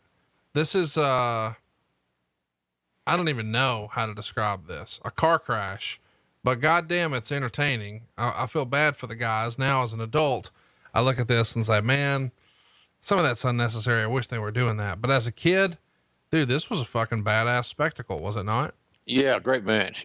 I've never called, a match with those three teams involved and against each other teams that wasn't decent and oftentimes spectacular. When you put these three teams together, we always got amazing results. They basically booked their own match, much like AEW stars do now. They book their own stuff. By and large, they have help. You got the Malenkos and the Cherry Lynn's, those guys that coach you through. But you're allowed to have your own ideas. You're allowed to call an audible. you're allowed to call your own plays. And in these matches here, because of the drastic nature and the extreme nature of what was going on, you sure as hell wanted to make sure that your talents were not being forced to do something that they felt obligated to do because, for God's sakes, don't want to lose your push. Don't want to be seen as uncooperative. So I'm not surprised this match wasn't good. Was good. Look, this match was a good illustration, Conrad, of how somewhat tepid the Anaheim crowd was. Yeah, I realized it was a Sunday afternoon based on the time difference, 4 o'clock start, I'm assuming. Maybe that has something to do with it, but the audience they were not in it. They're not with it. And so I've always looked at it this way. I never blame the wrestling fans for being a bad audience. I blame us for not providing the product in the ring that's going to stimulate their investment. And we didn't. This card, again, it had no focus. It was WrestleMania. And I think in 2000, just saying it's WrestleMania wasn't enough. Now, as evidenced by how things are going for WWE now, WrestleMania is, the WrestleMania is it. WrestleMania is the star of this event, because who else is a star? I mean, there's a lot of good talent, but you follow me in my line of thought here on this deal? Yeah. It was a collaborative effort, as we said earlier, and I don't think that's what you do when you have your biggest show of the year. You get feature two guys. I don't even want to see tag teams close at WrestleMania. I want to see a single match, whether it be male or female. Doesn't matter to me, not one iota. But if you don't, I think you're screwing up. That's fascinating to hear your thought process on that. Why do you think the singles match even over a tag? Well, you don't split your focus. You can devote all your time to two entities that you want people to invest in. You want them to invest in these two people, their personas, personalities, the presentation, and the story. And the stories are more pointed. They're more easily understood and processed between two than they are 4 or 6 or 8 or whatever it may be. So that's kind of what I'm thinking there, Conrad, on that. That's my logic on it anyway. And fans, I'd be interested to hear. They hit me on Twitter at JRSBBQ. Let me know your thoughts on this thing. I'm not saying JR is always right. I'm always honest. But I prefer, as a fan and as somebody that's a professional in the business, to see the closing match at a major pay-per-view be a singles match. And I believe if you ask most of the talent or all the talent you could poll, they would say the same thing. Let's keep it rolling. Let's talk about the next match. It's Terry and the Cat. 2 minutes and 25 seconds. The object is to throw your opponent out of the ring. Meltzer would say it's a TNA spectacle that delivered Terry in a flesh-covered G-string after the match. Moolah and Mae Young were at ringside. Val Venus is your referee. Ross said ahead of time the match shouldn't be rated on the star system. It's one of those deals. That's inside talk, Conrad. That's cool. Inside stuff. That's cult, inside, and campy. So just go ahead. What'd you think? Cat's going to pants Terry after -1 star. Believe it or not, and I can't believe I'm about to say this, this is the only singles match on the whole card, Terry and Cat. How about that? Case closed, Your Honor. I rest my case. Get my point now? Well, look, it's set up to be comedy, and it was. You got two ladies that were not highly trained to wrestle. They had two of the oldest people on earth at ringside, and Moolah and Mae. So I don't know how much more you got out of it. I mean, thank God it went 2 minutes and change. But it was the old, I hate this saying sometimes, I do it too much myself. It was what it was. It was what we thought it was going to be. I feel like Dennis Green now. They are who we thought they were. So it was what we thought it was going to be. I listened back to it, and did you notice that in this match, and folks go back and listen to it, Lawler had more enthusiasm in this match than any match on the card. Now, obviously his wife was involved in Cat, but don't let that fool you. He loved to watch the ladies do their thing and the little, their attire and all that stuff. So he had more enthusiasm with that match than anything on the card. But nonetheless, hey, the girls worked hard. Hopefully they got a nice payday over the years. Probably probably think we screwed them, but nonetheless, who doesn't? Let's get to the next match. Too Cool and China on one side, Dean Malenko, Perry Saturn, and Eddie Guerrero on the other. Meltzer would say it's a better than average match. The focus was put on China and Guerrero. All the Radicals had to sell for some of the lame looking offense by China. China did an impressive handspring elbow into the corner on Malenko and another on Saturn, and then a double low blow spot. And while doing this, she ripped her pants down the side and they started falling. The poor woman was having to reverse a power bomb into a power bomb of her own while having to keep her pants from falling down. So it wasn't a very smooth power bomb, and they went right to the finish. When China went for the press slam, although Guerrero didn't get himself high enough to make the move work, and a reverse DDT like move for the pin. 2.5 stars. A little, especially in this era, I guess this makes sense. Costume malfunction, a wardrobe malfunction. 2.5 stars. You got some all-star talent in there, Perry Saturn and Eddie Guerrero and Dean Malenko, of course, a real Hall of Famer in China. Too Cool. We're white hot at this time. There's a lot of talent, and I think it probably exceeded expectations because everybody had to wonder, how are we going to do this with China? Yeah, good question. I still ask myself that today. How do we pull that off? I didn't like the booking. Didn't like intergender matches. Still don't like them. And so, yeah, I'm old school, guys. I really am.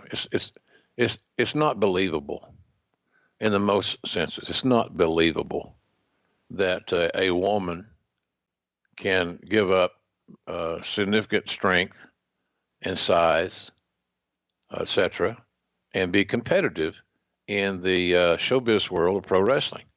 It's too big a stretch for me to get there. I can't buy into it.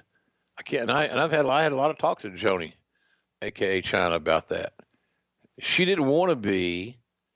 She didn't want to wrestle women because she said it makes me look weak. Right. You know, you want to say, Joni, you're a woman. Right. You know, unless you're going to grow testicles, you're always going to be a woman. So, come on. I just didn't like the booking. Look, I had so much respect for everybody in there, but damn, man, you know, you got Eddie Guerrero bumping around for China. Are you shitting me? If that's not a good enough reason why this particular intergender match was not copacetic with me, then I don't have a better answer for you. Eddie Guerrero having to sell for China was unrealistic and unbelievable. But the one thing it proved is that the Radical guys were team players. They were pros that did what they were asked to do, because there's not anybody in that match that would tell you that this is their first choice of wrestling at WrestleMania and wrestling in an intergender matchup. Right. No way in hell. So, you know, again, good folks. I remember, you know, I can vaguely remember the match, but I never signed off personally as a fan of that work. I just never did, and I think that was proven out in that deal. Again, my bottom line, to get off of it, China bouncing Eddie settling for China is all the reason I need to tell you and the audience. You got to agree with me, folks. You know, JR's going to be honest. I might not be right. I'll give you my opinion. It just wasn't realistic to me, and I thought it was just unnecessary booking. We could have done something else with those guys, but we didn't, and there it was. It got Eddie and China. When Eddie and China got together later on, I liked that pairing a lot, but not when they're wrestling each other. Just didn't make sense to me. Let's get going to the next match. This is an interesting one that I know you're not going to think makes sense. You've got two titles on the line here. Chris Benoit, Chris Jericho, and Kurt Angle. It's a 3-way match. Kurt Angle is both the Intercontinental and the European champ, but it's not, it's a unique situation. Whoever wins the first fall wins the European belt, and whoever wins the second fall wins the Intercontinental title. Or maybe I have that backwards. Either way, both belts on the line. How do you do this logically? You don't. It was a gimmick match with pulling stipulations out of our ass. Oh, my ass. I pulled a stipulation out of my ass one time, and I called it Connie. I think that it was a pull your stipulation out of your ass match, in the sense that we had so many multiple participant matches, and they all started to look alike. That's why the Dudleys and those cats and those ladders and tables and chairs, oh my, was so unique and stood out because it had something in it nobody else had. And in this match, we had the same thing. You have 2 titles on the line in one match with 3 people. So that was unique to that card. But it was all it was a desperate attempt to grab some uniqueness for this multiple person match. I can only tell you how good that match with Benoit, Jericho, and Kurt could have been if the convolution of the first fall, the second, it was a 2-fall match, 2-fall deal. It was hard to explain. As a broadcaster, when you have to continue to explain the rules or the stipulations over and over again, it's not a good stipulation. They should be easy to explain and easy to understand. Well, the first fall, who wins the first fall is the year, well, give me a break.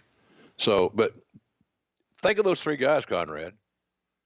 Think of those 3 guys in a regular 3-way match for one title, one singular focus in that regard, so the fans can bear into that. Because look, the European title didn't mean anything. It never meant anything. It was never going to mean anything. Period. End of story. The money, if there was any on those titles, was the Intercontinental title. Yeah, that would have been your match. Those 3 guys with that skill set, and the way these 3 ways are, the champion doesn't have a championship advantage. The champion, it doesn't matter who's the champion going in because the title's up. First man to score pin or submission wins it. So it doesn't make a shit who's the champion because once the bell rings, all bets are off. So that could have been an amazing match for one title, but that was not the way that it was. But it was only booked that way to make it different from the other multiple people matches on the same card. and probably to protect Kurt Angle, because with the first fall, Benoit beats Jericho for the IC title. And again, remember, Kurt Angle's champ, but Benoit pinned Jericho, so now he's the champ, whatever. And then fast forward, sort of the same deal. Jericho gets a pin on Benoit, so now he is the European champion. So he got revenge for the match he just lost. They're both champions. Kurt Angle didn't take a pin in either case, and he is left beltless. So I guess this is Benoit's the first man to win the Intercontinental title at WrestleMania since, like, what, Roddy Piper, Bret Hart, WrestleMania 8? Yeah, I think that's right. That's right. Let's keep going to the next match. We got Kane and Rikishi Fatu taking on Road Dogg and X-Pac. Meltzer would say this match was basically rushed. I guess so they could hurry up and do their Pete Rose joke. Pretty much before building to anything, Rikishi rubbed his butt and tore his face, and Kane pinned X-Pac after a tombstone. After the match, of course, the chicken, the same gimmick that Pete Rose used the year before, got in the ring, is dancing with Too Cool. Kane goes after the chicken, making sure he doesn't interrupt the dance number. He's about to choke slam him when Pete Rose shows up with a baseball bat. Rikishi stops him, grabs the bat. Kane choke slams him. And then, of course, Rikishi rubs his butt near the vicinity of Pete Rose's face, I guess. So the Pete Rose fun continues. I guess that's why this match even exists in the first place, huh? Yeah. And Pete had a big bet on the game. And so he, hey, Pete Rose should be at the Baseball Hall of Fame, by the way. Just throw that in there. It's my opinion. And I don't know why he said that, but I believe in it. Pete always was a good sport. And hey, look, for a son of a bitch that had never been turned upside down, to put your head between somebody's legs and get tombstoned takes balls, big baseballs, with stitching and leather, horsehide, big ones. And this guy had no fear, and he enjoyed having a good time. And what he really enjoyed were those paydays. And I don't know, I may be wrong on this, but it sure makes a good story. I believe we paid him in cash. Really? Mm-hmm. I think so. One of them we did. I think one of them we did, because I think he wanted to go somewhere and go somewhere meaning a casino. Sure. I had to go back and do some research on that. But somewhere along the way, I think he got his payday that day in cash. And he did good. You know, he probably make 25 grand. I got to ask about X-Pac. I think he did an interview with you once where he says he's turned down a match on this show with Chris Jericho for the Intercontinental title because he wanted to finish his feud with Kane. Do you recall that? I mean, I understand wanting to work with your buddy that you've been working with a long time on a big show, but an Intercontinental title match at WrestleMania feels like that'd be a dream come true for Waltman. You think so, but you know, again, old school guy, was involved in the storyline, wanted to finish it out. And quite frankly, even though the match with Jericho and X-Pac would have been phenomenal, it was a cold match by and large. So, I think he made the right call. Finished the story out that he was already invested in and they already had time in. And Sean's a unique guy that way. He's a real solid pro that wants to finish his business before starting something new. And he's one of the few guys that have the balls to say something like that. And a lot of guys would not. They just accept the booking and move on instead of, you know, it's not that you question all the decisions. It's not you have to internally and just continue to ask why. It's because it's the right thing to do. But some guys are so intimidated, so insecure that they won't say a word. As my daddy would say, they won't say shit with a mouthful. And that's kind of where this was. Sean Waltman didn't have that issue at a certain point in time. He was able to eat at the grown-up table and able to express his opinion, of which I always appreciated and enjoyed. He's a smart guy. He should be helping somebody write TV or helping train talents. He should be doing something along those lines because he's that good at what he does. And I got a lot of time for Sean Waltman. Let's get going. It's our main event. We should set the stage. At the Royal Rumble, The Rock wins the Rumble match to become the number one contender for the world title at WrestleMania by last eliminating Big Show. Of course, Triple H defeated Cactus Jack in a street fight to retain the world title. Then at No Way Out, Big Show would defeat The Rock to get a title shot at WrestleMania. Also at that event, Triple H beat Foley in the Hell in a Cell match, which means Mick has to retire. On the March 13th Raw, The Rock wins back his title shot, defeating Big Show with a little help from a returning Vince McMahon, and that got him into a match with Triple H for the world title. The following week, Triple H retained his title against both The Rock and Big Show, but now Linda McMahon adds Mick Foley to the match. So we've got a four-way with a McMahon in every corner, and that's the way it was marketed. These guys had a ton of time, 36 minutes and 28 seconds. And believe it or not, Hunter Hearst Helmsley retains the belt over Mick Foley, The Rock, and Big Show. I don't know, pretty anticlimactic main event for me. And you've got a lot of star power in there. I don't know if it's a McMahon in every corner that turns me off and thinks, why is that necessary? I realize it's a major curveball for Austin not to be there. It is weird that Undertaker's not there, but what'd you think of the main event? Well, you got 8 big time personalities out there in the WWE world. The 4 McMahons and the 4 talents, the 4 wrestlers. But you got 8 people to keep your eye on, to focus on, to shoot, to talk about, to feature, etc. Again, I challenge any fan. And look, there'll be some, oh, I could do it. It doesn't bother me. Okay, good for you. Good for you, Scooter. Just too much going on. It's like saying the Royal Rumble, when they book the Royal Rumble, they book the Royal Rumble in quadrants. So you'll have 4, 5, 6 guys, whatever it may be, and then you have a break, then you rebuild it, and have a break, and rebuild it, and then you get to your finish at the end of the night. But there's a process to the damn thing. Battle Royals in general have no process until you get down to the last 2 or 3 people. And we bastardized that so much. The dang that 1 foot, the Shawn Michaels move, that's worn out now. It's good occasionally, but it's every match. So I just felt like it was hard to follow. And you can see definitively where everybody gets a rub where everybody gets some of their shit in. And I guess I don't have a problem with that, but it becomes obligatory. And then, therefore, if it becomes obligatory, it becomes somewhat predictable and normal practice of business. I didn't like it. And again, like I said earlier today, when we started talking about this show, there's no reason with this amount of talent on this card that this should not have been a blowaway pay-per-view. And so you get to the last match, and by the way, it's smart. I thought the lineup of matches was pretty smart. Pete Rose, a little comedy segment, comedy ending for that tag match was what it was. Nice little break there before you get to the serious business of the world title. But man, Conrad, there's just too many people out there. There's too much focus. It's split focus.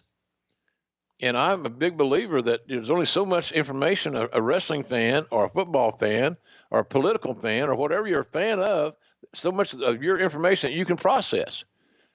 And some younger guys will say, well, I can't get enough. I can think of that in other terms, but I can't get enough of this product is a fleeting art. So I'm just saying it just too much. And who do you focus on? And it just the build up to it, even though the booking building up to it was okay, but it's sure like we were really trying hard in those 2 to 3 weeks prior to WrestleMania to make sure we had at least a working reason for 4 guys to be in this match, and then all the McMahons there, all that stuff. It looked good on paper. It looked good on a poster, perhaps, and I think it did, as a matter of fact, actually. But the process of it and processing what you saw was not good. And when you have a match like that that's got so many moving parts, it's hard to watch them all. It's hard to invest in all of them. You can't do it. And then you have the heel going over. I don't know. It just didn't seem right to me. I don't know. I went back and watched it again. I'm thinking, these guys worked their ass off. They really did. But man, they were really swimming upstream. It's upstream or upstream, either one, to me. We get a little bit of blood in the match from Vince McMahon, and we get a big people's elbow on Stephanie McMahon. But there's a lot of talk that this wasn't the original plan. Jericho has said that he was originally supposed to be in this match. You can even go back and find his image on some of the early promotional materials. And allegedly, Vince wasn't overly sold on Jericho as the top guy. So he winds up being replaced by Mick Foley. And I guess that explains why Foley lost a retirement match and then comes back. Allegedly, Foley even told his wife, don't be surprised if the match sucks and I don't sell a lot. Apparently he wasn't getting along with The Rock and didn't really want to come back, but felt like he had an obligation to the company too. Talk to me about, how Chris Jericho was maybe not Vince McMahon's favorite in this era, why they went another direction, and whether or not Foley regretted it. Well, I would say that it comes back to the same thing. And Vince we talked about Chris. Vince always thought that, he was not sold on Chris as I was. There's a big part of my book, Under the Black Hat, that we talk about signing Jericho and write about it and the recruiting of it and negotiating with Vince. I had to negotiate with Vince basically to get Chris on the radar because of his fucking height. And that was it. I mean, you can't look at Jericho and say, if you look at McMahon, think about realistic, Conrad. You're a smart man, much smarter than I. But what would you dislike? What would you check? What would be your bad box check marks with Chris Jericho? He can't work? No, he's a real good worker. Oh, he can't talk, can he? Well, he's a real good talker. Is he injury free? No, he hasn't been injured. He's about as durable as anybody we've ever hired. So what is it? His blue eyes? The fact he's from Winnipeg? The fact he survived the Tony Condello death tour at one time? No, he's short. In Vince's eyes, short. That's where Jericho wore lifts in his shoes in those early days in WWE. So you had to get another inch or two. Boy, that could lead to another story. But nonetheless, that's it. What else could there be? I mean, he wasn't hard to get along with. He worked his ass off. He was talented. He was highly skilled, great skill set. He was not the ideal height to be in a main event at WrestleMania in Vince's view. And the way it works there, Conrad, is you know as well as anybody. Your sister-in-law is a big star there. The world revolves around Vince. It's not about anybody else. He didn't like Chris's height, and therefore he was able to. He made a change, and it was not a good change. I love Mick Foley. I hired Mick Foley. I went to the wall for Mick Foley more than one time. Don't have any regrets. But Mick retiring for 30 days or 60 days, where it was not good business for anybody. Right. And so, and not giving Jericho the opportunity to be in that match, because he would stand out as being very short to Big Show and Rock, who's 6'4", Hunter 6'4", Big Show 7 feet, and Jericho 5'10". Oops. So that's where that came about. That's all it was. Could have been anything else. What else could it have been? There's nothing else. What'd you think of the belt not changing hands here? There was a bit of a departure, and I guess it's worth mentioning too. This is a heel Triple H here, so you've got bad guy Triple H winning. When you go back as far as I can remember in WrestleMania, that was not the case. You know, even with Diesel, Shawn Michaels at 11, the babyface wins. At 12, Shawn was a babyface. At 13, The Undertaker was a babyface. At 14, Austin. At 15, Austin again. Here, the heel retains. It's a unique thing in the WrestleMania formula here to have a bad guy retain the belt. Typically, it feels like it would be a time to sort of crown a new guy or a babyface hero. But with Foley being a bit of the hokey pokey with his retirement piece, and we know that wasn't the original plan. Do you think the original plan would have been, let's go with Jericho here, and then Vince got cold feet? Yeah. We had a lot of guys who could fit in that match. They were lost in our casting, our booking on the show. But there are a lot of talents that could have fit very nicely into that final matchup. And Jericho, I couldn't think of anybody any better. But I think that the whole deal is just the size, his height was an issue, and how it was going to look in the ring compared to all those other big guys, tall guys. So,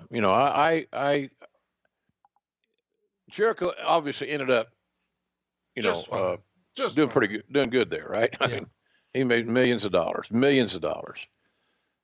he's doing the same thing now for AEW. He continues to reinvent himself. Do you think that the smarter guy as Chris Jericho is, as highly skilled as he was, would not have found a way for him to make that four-way better? Of course he would have.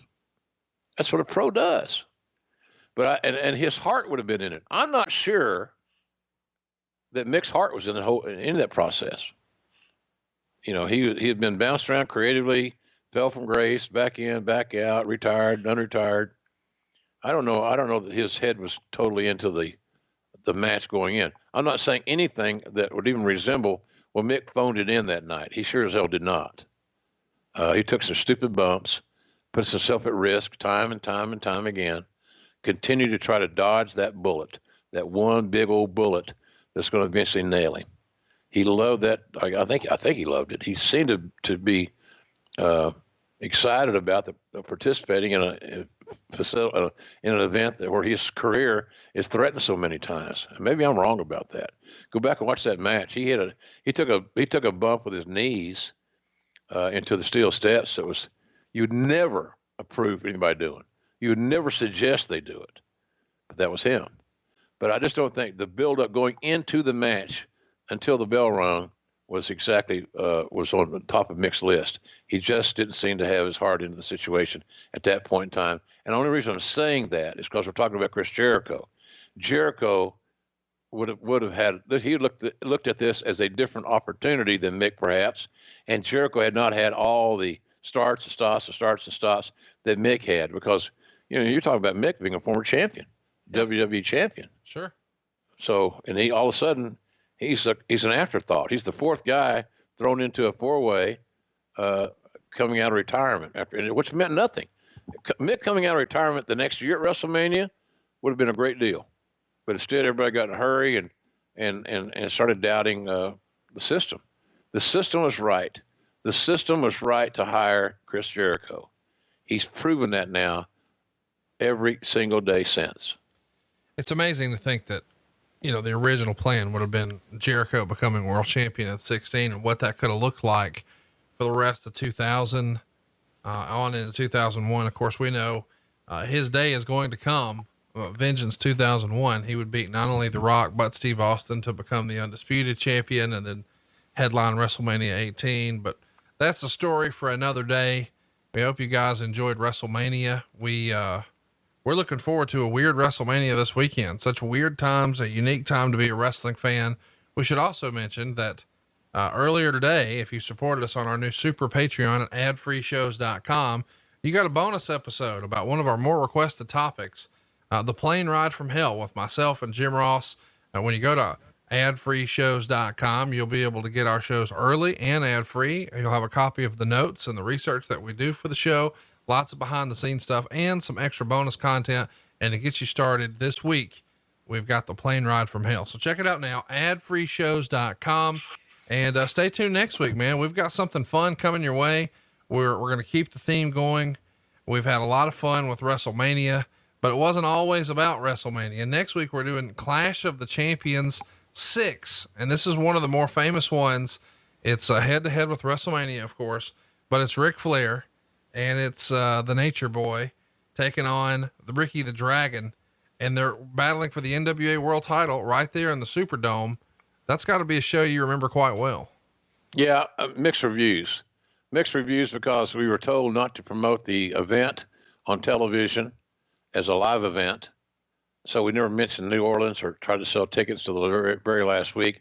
And that largely got George Scott fired as the booker. Because he wanted to draw a TV audience. Anyway, bottom line is that it has mixed reviews. I think I worked that show with Terry Funk. Well, you worked it with Michael Hayes as well. Oh, did I really? Hayes is involved in this, helping you do commentary. You guys used to work together back with Watson, and he's popping up here. It's an interesting card. Samoan SWAT team and Midnight Express, Great Muta and Steve Casey, JYD and Butch Reed, Bob Orton and Dick Murdoch, the Varsity Club and the Road Warriors, Ranger Ross, who rappels down from the fucking ceiling against the Iron Sheik, Eddie Gilbert and Rick Steiner with Missy Hyatt taking on the Varsity Club, Ricky Steamboat and Ric Flair, 2 out of 3 falls match for the NWA World Title. They get plenty of time. It's one of my low-key favorite matches, lots of submissions, lots of map-based stuff. Really, really enjoyable. It's a fun time capsule from 1989. So stay tuned next week, Clash of the Champions 6. And as you heard JR mention, the book is out. It's available everywhere you can enjoy books now. But of course, that means for most of us, Amazon.com, or do what I did and go to jrsbbq.com. Not only can you get some great sauce and all the other stuff, because Jim's still shipping product. Most importantly, you can get this new book, Under the Black Hat, and you can get it personalized. And as long as you're a part of the lower 48, you've got a great deal. You get it autographed, you get a bookmark, free shipping. How do you beat that, Jim? Can't beat it, man. It's like a sore pee-pee. Can't beat it. Just can't, or don't want to. It's doing great. The orders at jrsbbq.com, jrsbbq.com are great. That's where you get the personalized thing. And you tell us what you want us to write, and I'll take care of it. So it's doing well. It's at Barnes & Noble, Books A Million, wherever they sell books, Amazon, of course. And as Conrad mentioned so nicely, our website as well. It's very competitive with all the big boys on Amazon, and we're vying to be a New York Times bestseller. We're really working hard with Simon & Schuster on that deal. So, and to me, that's a big win for wrestling. Anytime a pro wrestling book or a book about a pro wrestling personality is doing as well as our book is in the advanced stages, it means that there's a great interest in our brand and the product and the genre. And I think at the end of the day, the book's going to be, as Conrad's talked about so nicely, because he read it, it was the fact that, we come out whole at the end of the day. I love the business. You'll see that in this book, but you'll also see how sometimes the business, in my view, and I might be wrong, did not love me back. Poor me. But it's a hell. It's compelling as hell, and I know if Chan were here, she would approve. because it's very honest. And man, the role that she played in my life when I was having issues with Ambien and Crown Royal and Xanax, all that shit was eating me alive because I was afraid to show weakness. And it's none of this McMahon deal. It was for him too. The guy that influenced that decision and that mindset in my life, Conrad, was my old man. Man, don't you cry. He'd knock the shit out of me. Don't you cry. Right. Well, I want to cry. It hurts. So, or going outside, me saying to him one time that football in my era, and I'm in the 9th grade now, like a big star, right? 9th grade, God. Steve, yeah. Anyway, I said, you can't handle guys like you couldn't handle guys like me. I'm in the 9th grade. He's 6'3", 270. He moves the furniture around in the living room. All I can tell you at the end of the day, my mom was crying and I had blood coming out my ear. I lost the 1-on-1. I didn't do well in the Oklahoma drill. So, but Dad was that way. Don't show any emotion. Don't show any weakness. It's a sad thing that we find ourselves in these traps sometimes that we don't want to show our weaknesses. We feel like we're less than a man or less than a woman, less than an adult. So I was really going through some tough times there, but her role, keeping that rudder in the water with the job that I had, as important as it was instrumental. And I think people will see that. And it was a great team. I get emotional talking about her and how that worked, but this book's going to be a hit. And I'm so grateful for that because it meant so much to me to write it and finish it in lieu of all the things that happened with her. So appreciate everybody. Amazon's a good spot. Books A Million, Barnes & Noble, or jrbbq.com. Appreciate it. And we appreciate you guys clicking the subscribe button, leaving us a 5-star review. Follow us on Twitter if you'd like to ask a question about next week's Clash of the Champions show. I'm sure by the time you hear this, Silva will have something pinned to the top. It's at JR Grilling. That's at JR Grilling on Twitter. And hey, you would have heard this show earlier this week had you already subscribed to the new Super Patreon. You get all 5 of my shows early and ad-free, all the research, some bonus content. And earlier in the week, Eric Bischoff talked about how his most recent run in WWE went. The good, the bad, and the ugly. He's never talked about it before. It's only here on our Super Patreon, adfreeshows.com. We'll see you next week, every Thursday, right here on Westwood One for Grillin' JR with the voice of wrestling, Mr. Jim Ross. Hey, it's Conrad Thompson. Thanks for checking out the podcast here on YouTube. Be sure to hit the subscribe button and the notifications bell so you get a notice anytime we upload some new content. And go save yourself some money right now. If you're in a 30-year loan or you have credit card debt, it's not a matter of if I can save you money. It's a matter of how much. Find out right now for free at SaveWithConrad.com.